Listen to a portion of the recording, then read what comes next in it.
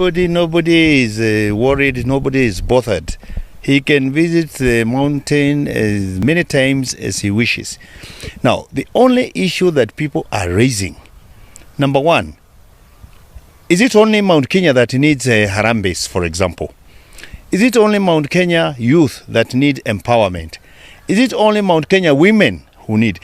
When did you last hear the deputy president going to Eldoret or to Nandi or to the Rift Valley to empower women or to deal with border borders in his backyard? Why is it so important? We feel that the deputy president is on a radicalization mission in Mount Kenya.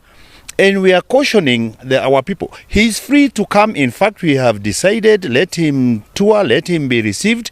He will come, he will go. We don't think it will have any impact. But he must be careful not to radicalize our young people. We used to have Mungiki in a central region. A lot of our young people died. Now, when you bring this narrative of the haves and the have-nots, that was the Mungiki philosophy.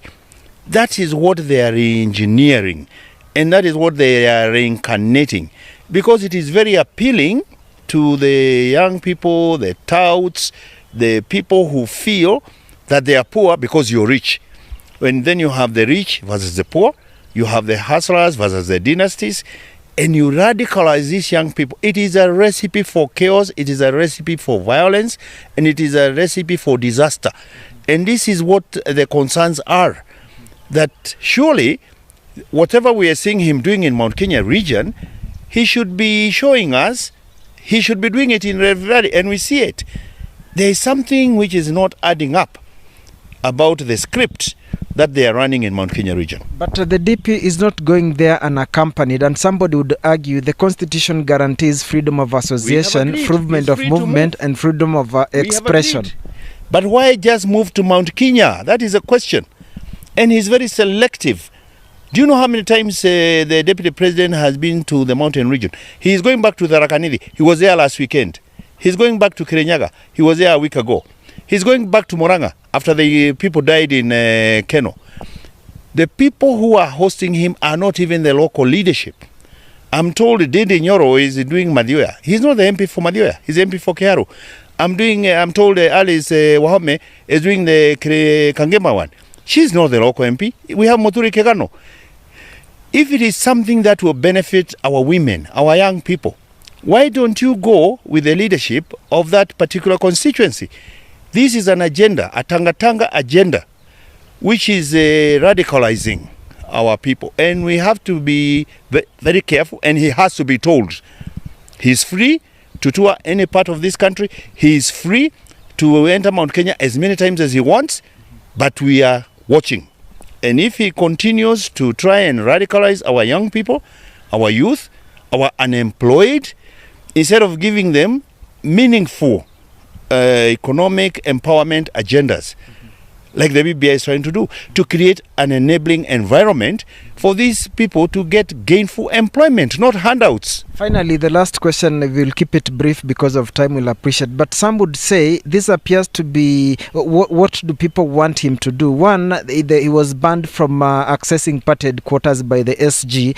Then there was an NMC proposal to NEC that he be removed as the deputy party leader. And now there are these concerns that you are calling, in your opinion, radicalization. What exactly, where does this leave him? What would ideally would be expected of him? And have these issues been raised with him because he's the country's second in command? Those issues he should raise with the party leader. He's a deputy party leader. Administratively, the Secretary General is a head of the party at the party headquarters. The issues the Secretary General was raising was about the pronouncements which they had made about a so-called Jubilee Asili. And they had even a Jubilee Asili Center where they said they would be conducting their issues.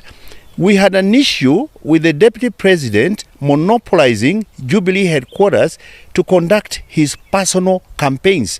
There will be people challenging the deputy president for the party ticket in 2022. Now, why would you want to give one person the advantage operating from the party headquarters to the exclusion of his other potential competitors. I think that is the issue that the Secretary General was addressing. Fair enough. We'll continue with that interview, Mr. My friend, people are missing the plot. The president will not be on the ballot in 2022. So for somebody to go and say that the president is unpopular or that the people don't like him, they are dealing with the wrong things. They should be concentrating on their competitors and trying to get advantage over their competitors.